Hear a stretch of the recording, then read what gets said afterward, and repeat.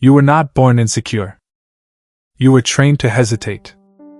Right now, someone less disciplined, less intelligent, and less capable than you is moving faster in life. They speak once. People listen. They enter rooms. Energy shifts. They take opportunities while you are still thinking. Not because they are special, but because they stopped waiting for permission. Think about that for a second. Someone who doesn't have your talent, your knowledge, or your potential is out there winning. Why? Because they decided confidence isn't something you wait to feel. It's something you choose to embody. You were taught to be polite, to explain yourself, to wait your turn, to be patient while others decide your future. But here's what nobody told you. The world does not reward patience. It rewards presence. It rewards control. It rewards people who move without asking. This video is not motivation. It is not positivity. It is not comfort. These are 8 ruthless lessons that remove hesitation, kill approval seeking, and rebuild confidence from the inside out. And here's the part most people never understand. Confidence is not something you feel. It is something people feel around you. When you walk into a space and the conversation pauses, that's confidence. When you speak and people actually put their phones down, that's confidence.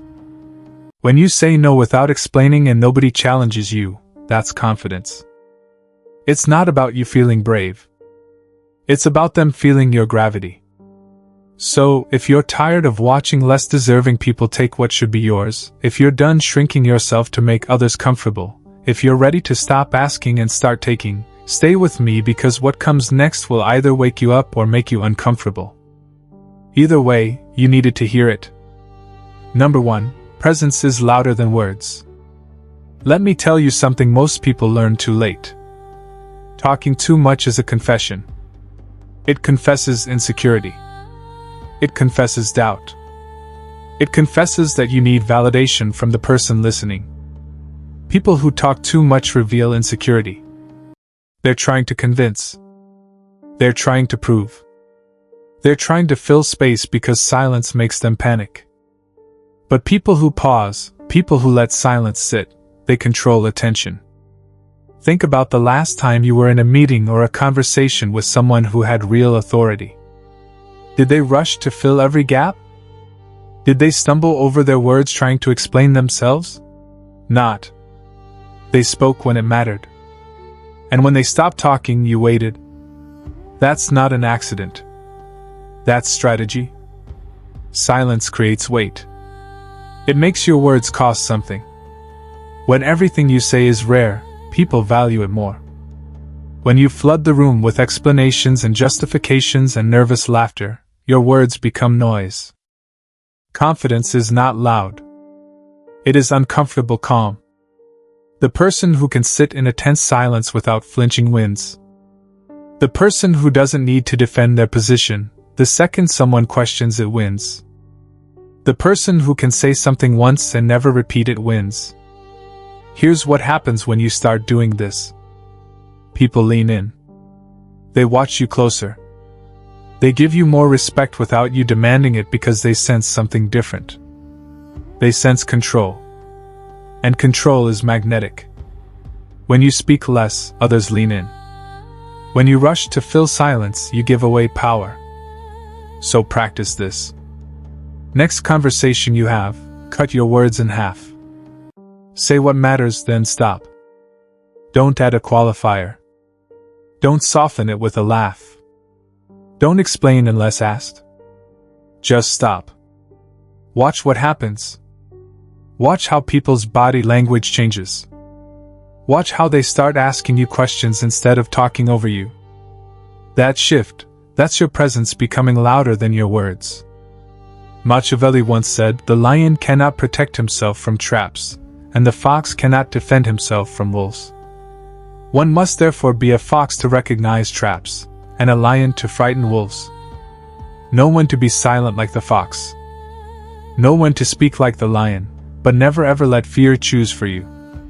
Write this affirmation in the comments. Silence is my strength. Number 2, never react first. Your emotions are signals, not commands. Read that again because this one lesson will save you from more mistakes than anything else in this video. Most people treat their emotions like obligations. Something makes them angry, so they snap. Something scares them, so they retreat. Something excites them, so they jump without looking. And that's exactly why they stay powerless. Reactions expose weakness. Every time you react immediately, you hand someone else the remote control to your nervous system. They press a button, you respond. They say something, you defend. They provoke, you explode. You're predictable. And predictable people are easy to manipulate. But control confuses opponents. When someone expects you to blow up and you stay calm, they lose their script. When they expect you to justify yourself and you just stare, they start second-guessing. Calm unnerves manipulators. Think about this. The person who stays still while others react becomes the center of gravity. Everyone else is spinning, shouting, panicking, and there you are unmoved. That contrast makes you the most powerful person in the room. This doesn't mean you suppress your emotions. It means you delay them. You feel the anger, but you wait. You notice the fear, but you breathe. You recognize the urge to react and you pause. That pause is everything because in that pause you choose. You decide if this moment is worth your energy. You decide if this person deserves your reaction. You decide what move actually serves you. Confidence begins when your face does not match the chaos. Imagine being in an argument and the other person is red-faced, shouting, pointing fingers, and your face is still, your voice is even. You're not ignoring them. You're just refusing to join them in their panic. Who looks stronger? Who looks like they're in control? The person who reacts first loses. The person who waits, watches, and then responds on their own terms. That person runs the room. So next time someone tries to get a reaction out of you, whether it's disrespect, a test, or just chaos, don't give it to them. Let them perform. Let them exhaust themselves. You just stand there solid, unmoved. They'll respect you more than any comeback ever could have earned. Number 3. Do not explain what you have not earned. This is the lesson that will cost you the most relationships and save you from the wrong ones. People who respect you do not need justification. People who disrespect you will not accept it. Let that sink in. You don't owe everyone an explanation. Actually, you don't owe most people an explanation. And every time you try to justify yourself to someone who already decided you're wrong, you're not communicating. You're begging. Explaining is often begging in disguise. Think about how many times you've tried to make someone understand your decision. You laid out the reasons. You gave context. You tried to make them see it from your side. And what happened? They still didn't agree. They still questioned you. They still made you feel like you had to defend your choice. That's because they were never confused about you. They were committed to misunderstanding you. Some people don't want clarity. They want control. They want you to keep explaining so they can keep questioning because as long as you're explaining, you're on trial. And as long as you're on trial, they have power. Stop teaching people how to question you. When you make a decision, make it. When you set a boundary, set it. You don't need to write a thesis on why. You don't need to soften it with apologies. You don't need to prepare a defense for people who are never going to respect it anyway. Here's what confident people do. They state their position once. Then they move on. If someone asks why, they might give a short answer, but they don't perform. They don't audition for approval because they already approve themselves. And that's the shift. You stop seeking external validation and start operating from internal authority. You stop asking if your decisions make sense to others and start trusting that they make sense to you. Machiavelli once said, "Everyone sees what you appear to be. Few experience what you really are." Let them see your decisions. Let them wonder about your reasons, but don't hand them the manual to your mind. Keep some things yours. The less you explain, the more weight your words carry. The less you justify, the more people assume you know something they don't. And they're right. You do. You know that your life is not a democracy. You know that respect is not earned through explanation. You know that confidence comes from owning your choices, not from getting permission for them. So the next time someone asks you to explain yourself and you don't feel like they've earned that access, don't just say, "I've made my decision." And let them sit with it. Their discomfort is not your responsibility. Write this affirmation in the comments. My word is final. Number 4, control access to your inner world. Your plans are not public. Your fears are not entertainment. Your next move is not a group discussion. Most people leak their power without even knowing it. They share their goals before they've started. They announce their plans before they've committed.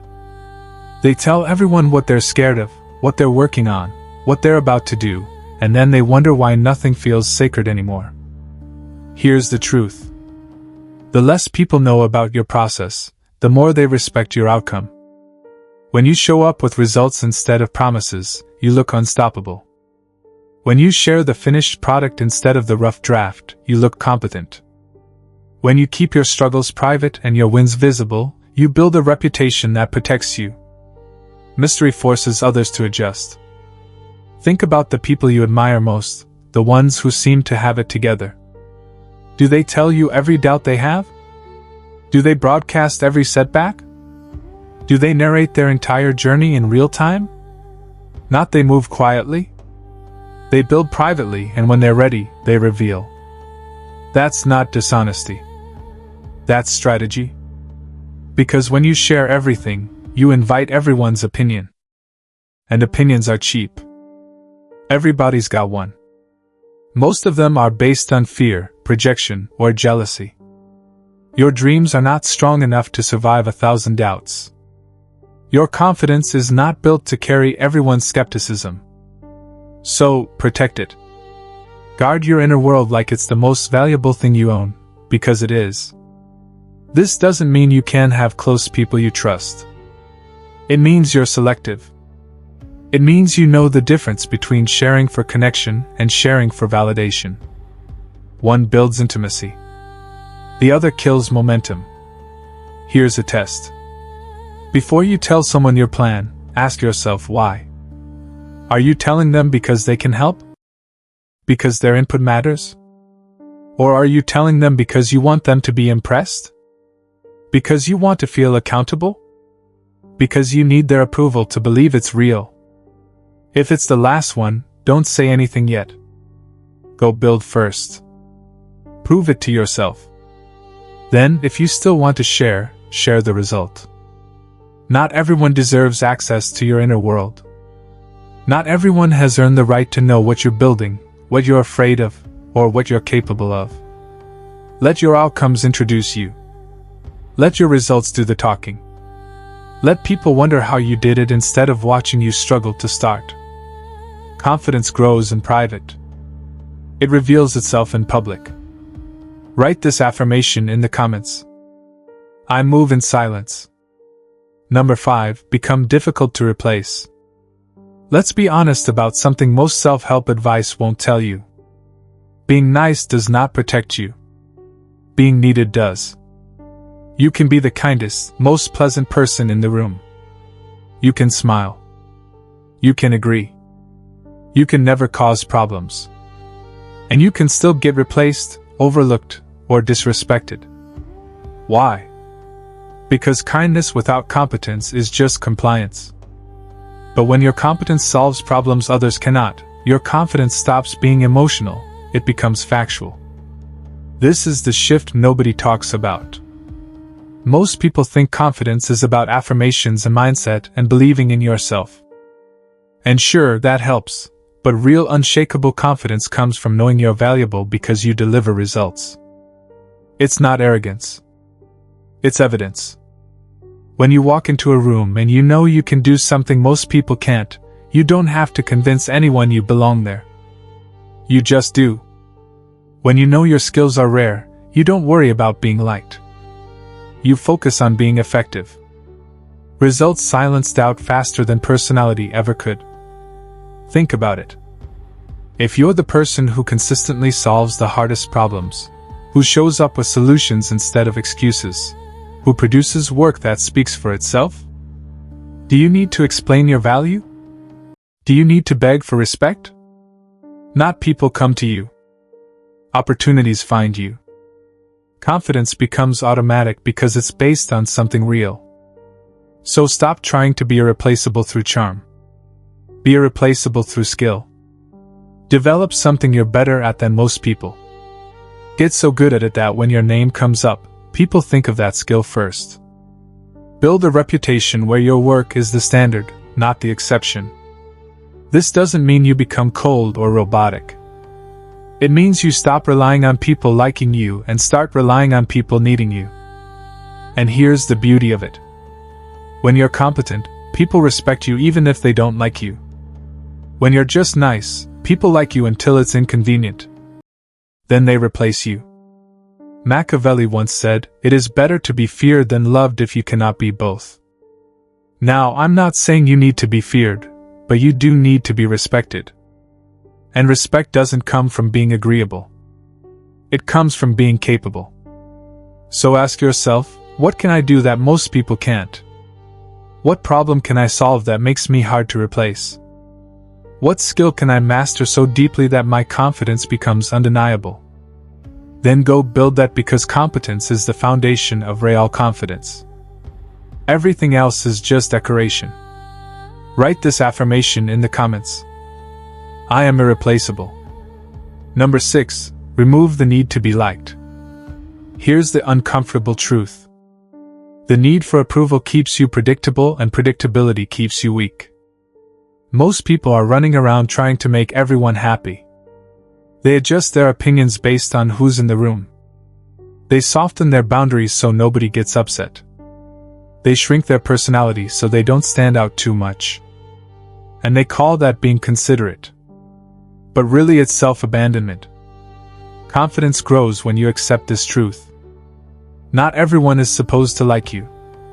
Think about that. Not everyone is supposed to like you. And that's not a flaw in you. That's just math. You could be the most generous, thoughtful, talented person on the planet, and someone will still find a reason to dislike you. Someone will still misinterpret your intentions. Someone will still think you're too much or not enough. So why are you trying so hard to win over people who are never going to choose you anyway? When you remove the need to be liked, something powerful happens. You become free. Free to set boundaries without guilt. Free to speak your truth without fear.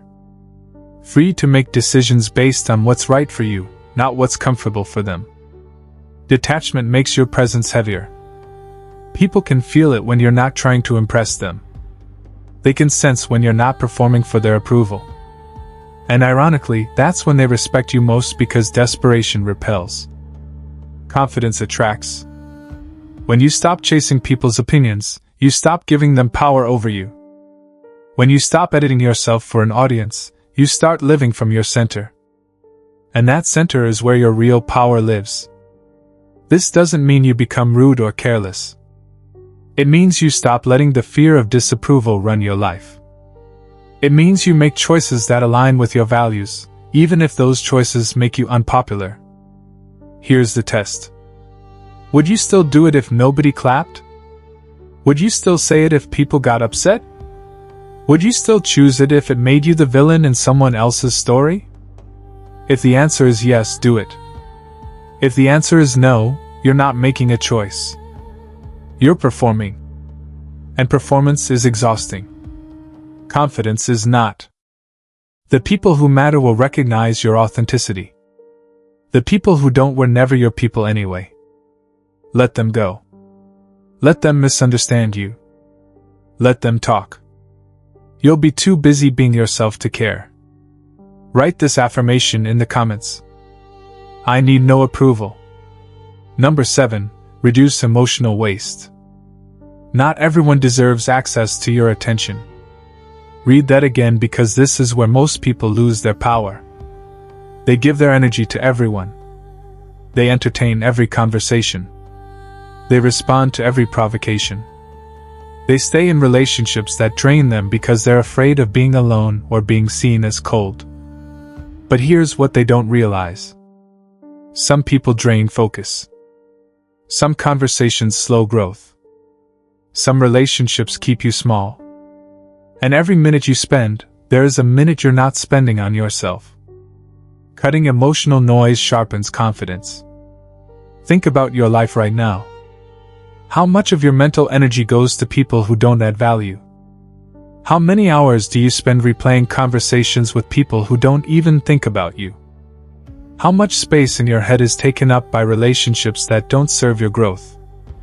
That's emotional waste, and it's killing your momentum. Confident people are ruthless about their energy. They know their attention is their most valuable resource, so they protect it. They don't entertain drama. They don't engage with people who only show up when they need something. They don't waste time trying to fix relationships that were broken from the start. They just cut it off and move on. This isn't cruelty. This is self-preservation. You only have so much energy in a day. You only have so much focus. You only have so much emotional bandwidth, and every time you give it to someone who doesn't deserve it, you're stealing from yourself. So start being selfish with your attention. Start asking, does this person add to my life or take from it? Does this conversation move me forward or pull me back? Does this relationship make me better or just more tired? If the answer isn't clear, the answer is no. Let people go. Let conversations end. Let relationships fade. Not every connection is meant to last. Not every person who enters your life deserves to stay. And that's okay. Because on the other side of that boundary is space. Space to think, space to grow, space to build the life you actually want instead of managing the lives of people who don't even appreciate you. Confidence isn't built in crowded rooms. It's built in quiet focus. It's built when you stop scattering your energy and start directing it toward what actually matters. So, cut the waste. Protect your peace. Guard your attention like your future depends on it because it does. Number 8. Move before you feel ready. Here's the secret nobody tells you. You will never feel prepared. Never. You can read every book. You can plan every step. You can wait for the perfect moment, the perfect confidence, the perfect conditions, and you'll still feel scared when it's time to move. Because fear does not disappear first. Confidence follows movement. Most people have it backwards. They think they need to feel confident before they act. They think courage comes first, then action. But that's not how it works. Action creates confidence. Movement creates momentum. Every time you do something scared, you prove to yourself that fear isn't fatal. And that proof, that's what builds real confidence. Those who act while uncertain become powerful. Those who wait become observers. Think about the people who are winning in life. Did they wait until they felt ready? Did they have it all figured out before they started? Not. They moved messy. They launched imperfect. They took the job they weren't qualified for. They started the business before they had all the answers and they figured it out on the way. That's the game. You don't get clarity before you move. You get clarity by moving. Every step you take gives you information. Every action gives you feedback. Every mistake teaches you something you couldn't have learned by thinking. But if you wait, if you stay in your head, planning and preparing and overthinking, you learn nothing. You build nothing. You become nothing. Momentum is louder than belief. You don't need to believe you can do it. You just need to start. The belief comes later. The confidence comes after you've survived a few failures and realized you're still standing. So stop waiting for permission. Stop waiting to feel ready. Stop waiting for the fear to go away. It won't. But you can move anyway. You can act despite it. You can take one step, then another, and before you know it, you'll look back and realize you did the thing you thought was impossible. That's confidence, not the feeling, the proof. So, whatever you've been putting off, the conversation, the project, the risk, do it today. Not when you're ready, not when it's perfect. Today. Because the version of you that's waiting to feel confident will never show up. The only version that matters is the one that moves. You are not here to be liked. You are not here to be understood by everyone. You are not here to explain yourself and to respect. You are here to move with control, to speak with intention, to walk away without guilt. Real confidence is quiet. It does not announce itself. It is felt in your pauses, your boundaries, and your exits. The people who matter will recognize it. The rest were never meant to. And here's what happens when you live like this. You stop performing. You stop shrinking. You stop begging for space in rooms that should have welcomed you from the start. You become the person who doesn't need to talk about their value because everyone can feel it. You become the person who doesn't need to defend their choices because their results speak louder. You become the person who doesn't need approval because they already approve themselves. That's not arrogance. That's freedom. And it starts the moment you decide that other people's opinions of you are none of your business. It starts when you choose your own respect over their comfort. It starts when you stop waiting and start walking. You've spent enough time hesitating. You've spent enough time shrinking. You've spent enough time letting less capable people take what should have been yours. That ends now. Not because you feel ready, but because you decided to be. If you are done being controlled, hit that like button.